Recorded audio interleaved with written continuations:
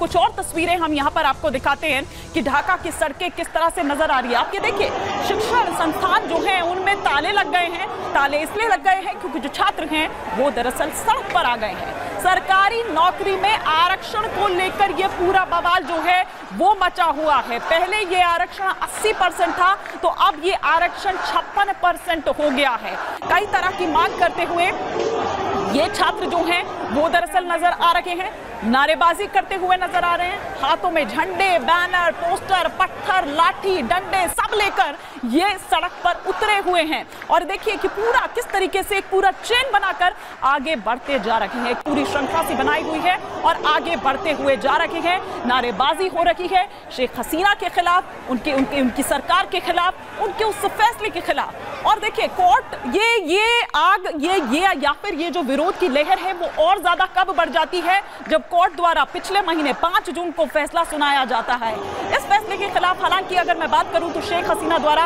Appeal की गई थी, लेकिन कोर्ट ने जो अपना पुराना फैसला है उसको बरकरार रखा और उसके बाद और ज्यादा भड़क जाती है ये आग। क्या कहते हैं उसके बाद छात्र, ये भी सुनिए।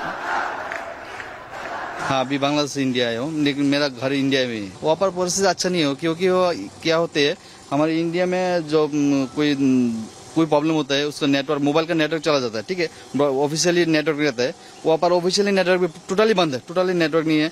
और वहाँ का जो परिस्थिति है ये क्या है, गाड़ी भाड़ा जो है ना रेंट, जिसका रेंट है 200 रुपये, मैं अभी आया 1000 रुपये, 1000 रुपये देके आए। इंडिया का गवर्नमेंट जो वहाँ पर जो हम लोगों का सनातनी लोग है ना, उन लोगों को ज्यादा प्रोटेक्शन देने के लिए, बोलने के लिए अच्छा होगा, वहाँ पर बोल सकते हैं। तो हमें इंडियन एम्बेसी ने से मैसेज भी आई थी, उन लोगों ने बोला था कि थोड़ा सा अनरेस्ट हो गया है बांग्लादेश में इस चीज़ को लेकर कि वहाँ का कुछ कोटा सिस्टम है एजुकेशन में, तो उनका कोई ऐसा तबका है जिसका कोटा बढ़ा दिया गया था, तो उसको लेके जो है एक टेंशन सा क्रिएट हो गया है। तो उसकी वजह से जो भी इंडियन स्टूडेंट्स है चाहे तो वहाँ भी रह सकते हैं, लेकिन कांटेक्ट तो वहाँ पे नहीं हो रहा है क्योंकि इंटरनेट बंद कर दिया है। तो हमें सेफर साइड पे लगा के घर चले जाते हैं इंटरनेट में। तो अभी तो फिलहाल कॉलेज वगैरह बंद कर दिए। अभी बहुत प्रॉब्लम में है देश, बहुत तकलीफ में है। अच्छा, कोई खबर ही नहीं है, नेट नहीं चल रहा है ना, इसलिए क्या चल रहा है देश में पता नहीं है।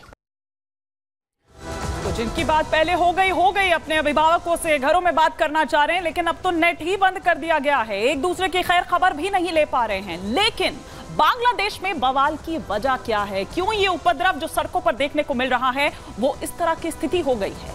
मुक्ति संग्राम, आप में से जो लोग जानते हैं वो बेहद अच्छी तरीके से जानते होंगे कि मुक्ति संग्राम के बाद 1971 में बांग्लादेश आजाद हुआ था। पाकिस्तान से बांग्लादेश को आजादी मिली थी और आजादी के 1 साल बाद ही यानी कि 1972 में बांग्लादेश सरकार ने स्वतंत्रता सेनानियों के जो वंशज हैं उनके लिए सरकारी नौकरियों में 30% जो आरक्षण है वो दे दिया था।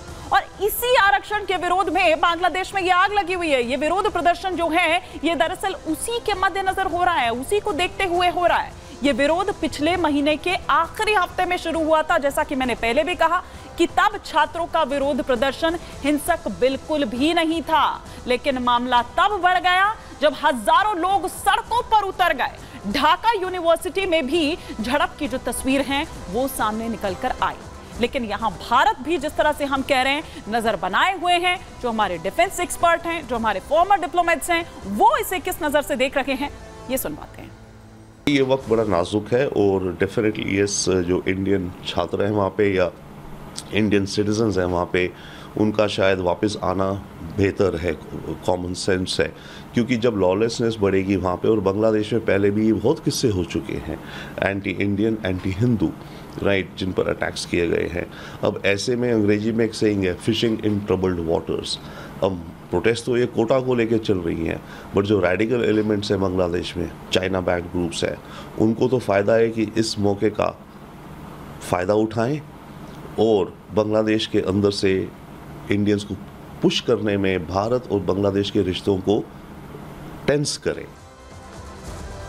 तो तो विदेशी मामलों के जानकार रविंद्र सचदेव को आप यहां पर सुन रहे थे। लेकिन देखिए, जैसा कि मैंने पहले भी कहा कि पाकिस्तान के खिलाफ लड़ाई लड़ने वाले 1971 की हम यहां पर बात कर रखे हैं, जो बांग्लादेश में जिन्होंने वो जो स्वतंत्रता सेनानी हैं, जो उनके वंशज है, दरअसल उनको 30% आरक्षण की ये बात है। और उसी के विरोध में देखिए ये किस तरह से ये प्रदर्शन हो रहा है, किस तरह से बांग्लादेश में आग लगी हुई है। अभी ये देखिए, अभी जो हम यहां पर बात कर रहे हैं, पहले होता था 80% आरक्षण, लेकिन अभी की अगर बात करूं तो सरकारी नौकरी में कितना आरक्षण है? 56%। ये कोटा सिस्टम जिसको लेकर उबाल देखने को मिल रहा है बांग्लादेश की सड़कों पर, बांग्लादेश में ढाका की सड़कों पर। अब हम यहां पर बात करते हैं, मैं जिसकी बात कर रही थी कि वो जो वंशज है, जो स्वतंत्रता सेनानियों के, जिन्होंने लड़ाई लड़ी पाकिस्तान के खिलाफ 1971 में, ये 30% जो कोटा है, ये 30% जो आरक्षण है, ये उनके लिए है और सारा खेल इसी का है। अब हम अगर इस सरकारी नौकरी के 56% की बाकी उसकी बात करें तो बाकी 44% जो है वो अनारक्षितों के लिए है। साथ ही साथ 1% की अगर बात करूं तो वो दिव्यांगों के लिए है, 5% की अगर बात करूं तो वो धार्मिक अल्पसंख्यकों के लिए है, और 10% आरक्षण जो है वो पिछड़े जिलों के लिए है, और 10% आरक्षण महिलाओं के लिए भी है। तो ये पूरा टोटल हमने यहां पर आपको बता दिया। और दरअसल इसी को लेकर ये जो पूरा प्रदर्शन है, जो ये 30% आपको यहां पर नजर आ रहा है, ये दरअसल इसीलिए ये आग लगी हुई है, इसीलिए ये जो विरोध की लहर है वो नजर आ रही है। लेकिन हम इस पर आपको सुनवाते हैं कि और क्या कुछ प्रतिक्रियाएं इस पर आ रही है। पीके सहगल क्या कुछ कह रहे हैं, ये सुनवाते हैं। पिछले कुछ दिनों से बांग्लादेश में जबरदस्त दंगे फसाद हो रहे हैं। इसका मुख्य कारण है कि वहाँ के युवक चाहते हैं कि हर प्रकार का आरक्षण जो है हटा दिया जाए। सरकार जो है 30% आरक्षण दे रही है उन लोगों के बच्चों को जो 1971 के फ्रीडम फाइटर्स से नाता रखते थे। वो कहते हैं ये लेवल प्लेइंग फील्ड नहीं है, काफ़ी साल हो गए इसको आरक्षण को दिए हुए, अभी हर प्रकार से आरक्षण को हटा दिया जाए।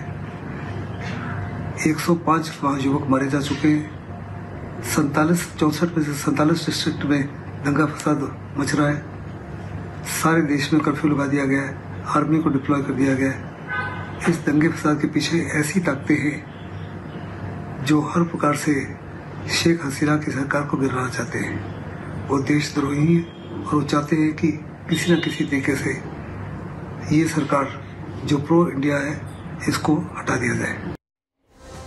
रक्षा विशेषज्ञ पीके सहगल को आप यहां पर सुन रहे थे। लेकिन बांग्लादेश का ये जो संकट है और जो छात्र सड़क पर उतरे हुए हैं, वो पूरा परसेंटेज हमने आपको बता दिया, वो 30% वाला, उसी को लेकर ये विरोध की लहर, ये आग जो है वो दरअसल लगी हुई है, उबाल मार रहा है कोटा सिस्टम। अब आपको बताते हैं कि मांग क्या कर रखे हैं ये जो छात्र सड़कों पर उतरे हुए हैं।